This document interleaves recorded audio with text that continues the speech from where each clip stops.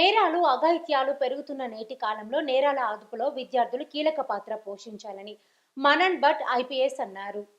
ఈ కార్యక్రమంలో ఆయన పాల్గొని మాట్లాడుతూ విద్యార్థులు ఈవ్ టీజింగ్ మరియు టీసేఫ్ యాప్పై అవగాహన పెంచుకోవాలని అన్నారు.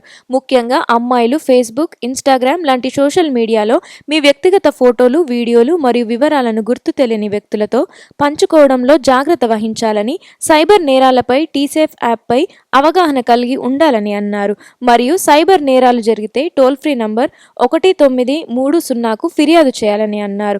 అన్నోన్ నంబర్స్ నుండి మహిళలకు ఎవరి నుండైనా ఇబ్బందులు గురైనప్పుడు ఎవరైనా మహిళలపై అనుచితంగా, అసభ్యకరంగా ప్రవర్తించినట్లయితే ధైర్యంగా షీ టీం వారికి సమాచారం ఇవ్వాలని అన్నారు. ఫిర్యాదు చేసిన వివరాలను గోప్యంగా ఉంచి నేరస్తులకు కౌన్సిలింగ్ ఇచ్చి చర్యలు తీసుకుంటామని అన్నారు. విద్యార్థులు సమస్యలు ఎదురైనప్పుడు తల్లిదండ్రులు, కుటుంబ సభ్యులతో పంచుకోవాలని, అలా పంచుకోవడం ద్వారా నేరాలకు ప్రాథమిక దశలో నివారించవచ్చని మన్నన్ భట్ అన్నారు.